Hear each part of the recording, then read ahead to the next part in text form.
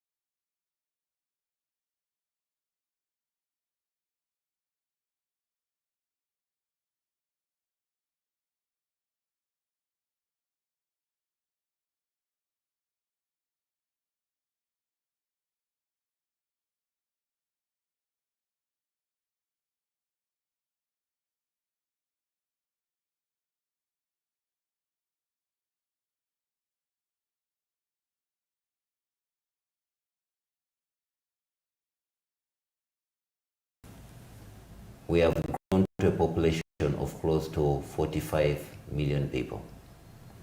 Now, 45 million people, that speaks volumes. That if you're going to look at 1.5 billion as budget allocation in 1986, and that has got a 4 trillion as of when it comes, you have to correlate it with the population growth. Who were the earners, the consumers, producers,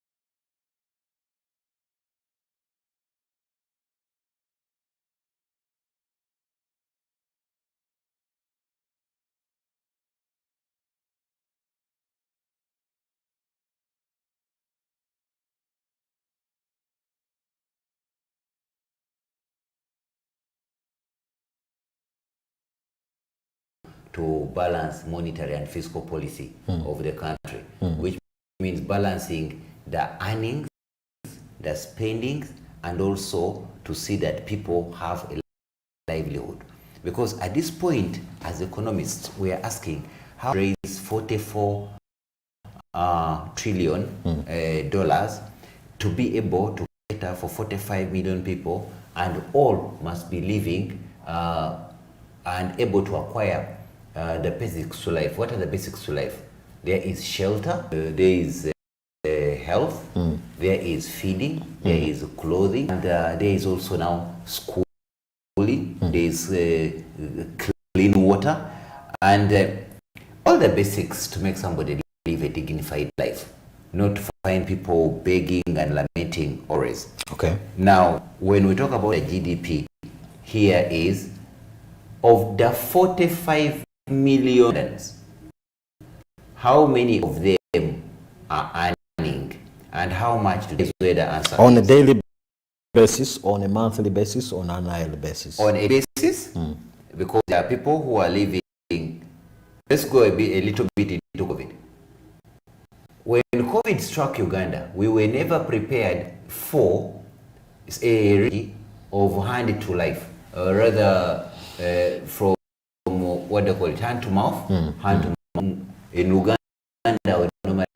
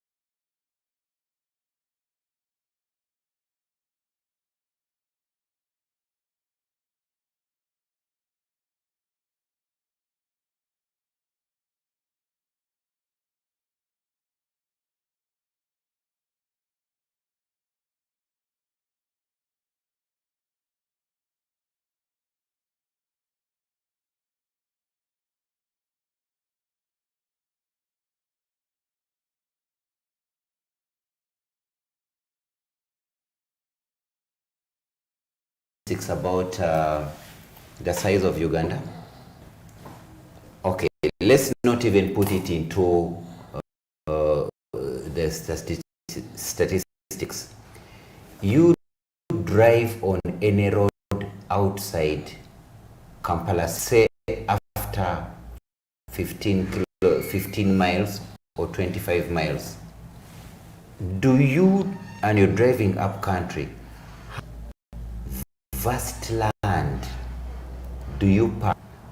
Which land you realize that should have been economically used and viable to be able to feed even a larger population, but the land is not being utilized? It's redundant. It's redundant. That should be one of the simple ways.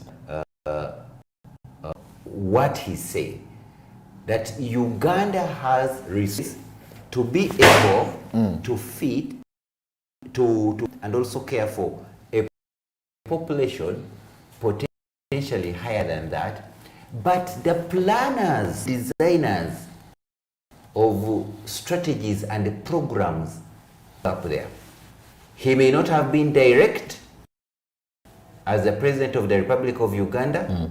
We analysts who dig deep and read between the lines, asking the question, what are you planners, technocrats, doing, swinging in a round table, round chairs and boardrooms? What are you doing for Uganda? Ugandan still, because the way you may look at it is, Mr. Makuya, is that Uganda is one of the impoverished countries. The thing that is disappointed about population growth, that does not add up. That goes back to the planners. Who is in the planning seat? Who are in those ministries? Who are in those MDAs? Who are in those parastatals? How do they, in their brains or in their mind, comprehend planning beyond their biological households and think of a Ugandan? Me, I want to not think even of my biological household. I think of my community. I think of in places. So that is where he's driving. That Uganda has resources to feed better, sustainably for a population of more than 30 million. So but where is the problem? That's why he's disappointed. So where is the problem? The problem is in the planning. What are the planners doing? You realize that Uganda is in the world that has some of the best policies lying under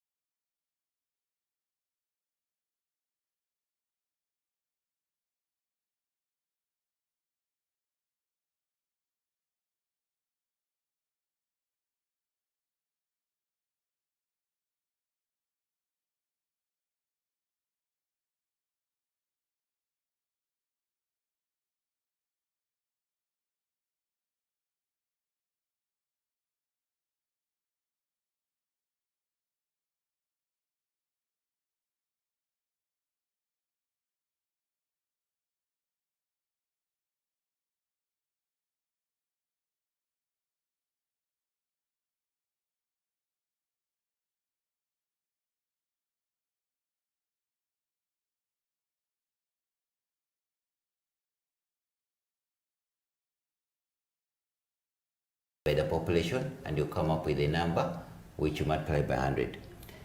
When we go to COVID, at its height, let's say 2020, March, it started, lockdown started, the economy started getting into shambles. All different sectors were including layoffs, including businesses were closing. You know that arcades, many people's livelihoods are based on arcades. Arcades were closed.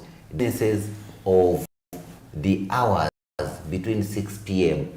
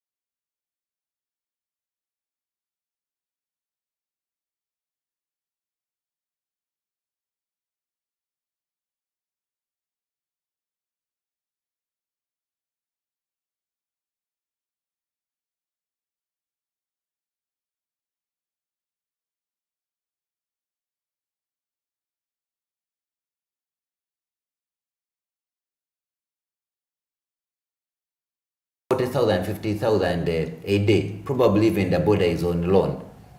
Why wasn't it planned, the programmer retention, this urban?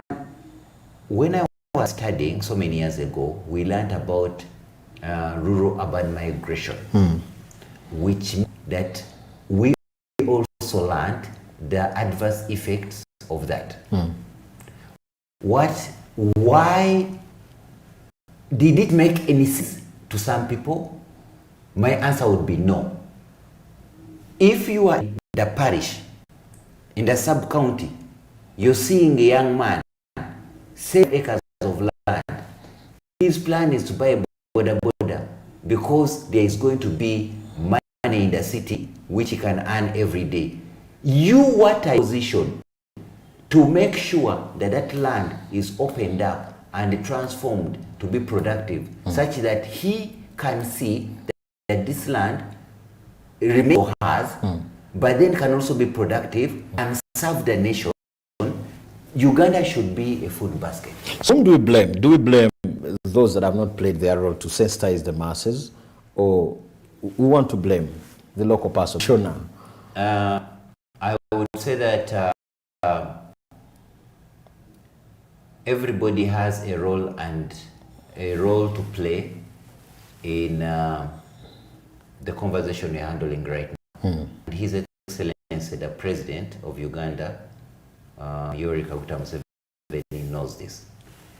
That everybody has a role to play, and not to go now into blame.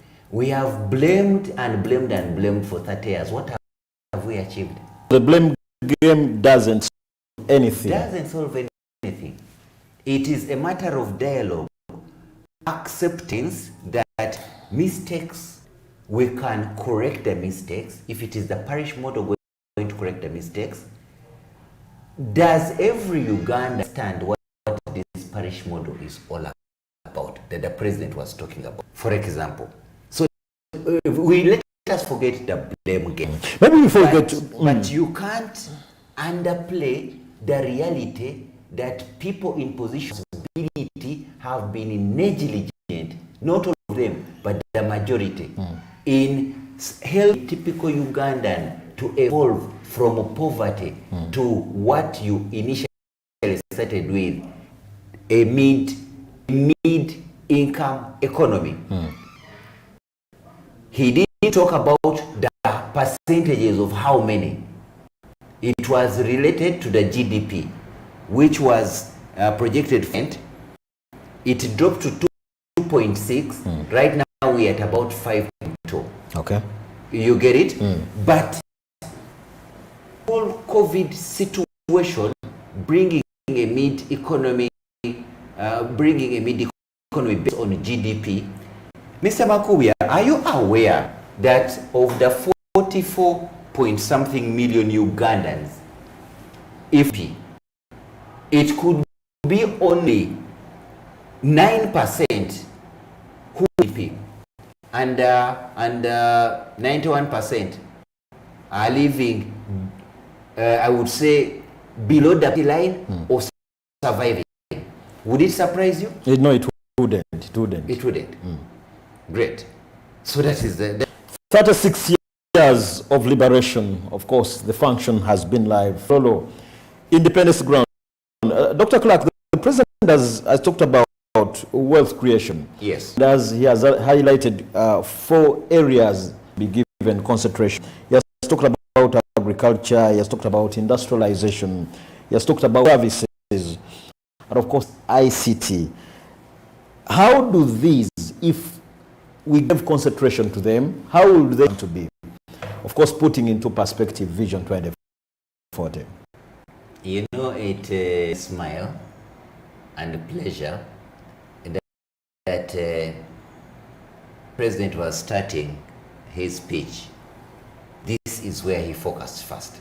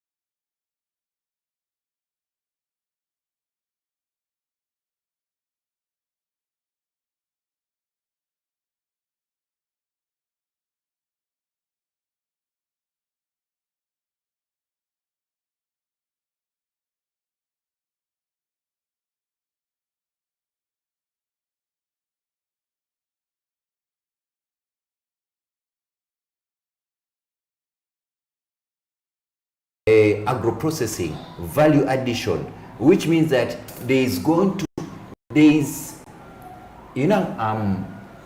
I promote agriculture. One, I'm a farmer, I'm an advocate for agriculture, so I support a lot of agriculturists as a businessman, as an investor, across value chains. Now, what am I saying? In order to drive production, you must have a pool. A pool in common language would be market. Create a market. Then when you create a market and it's available, you work backwards looking at who are the players in this chain, the processors, the provider of energy, the storage facilities, and then the input dealers, and then go to the farmer and say, I have all this in place. I need to provide for you agronomics and extension services such that you can be able to produce sustainably, knowing that what you're producing is not going to waste. Remember the vanilla story? How did you take it? Reactive.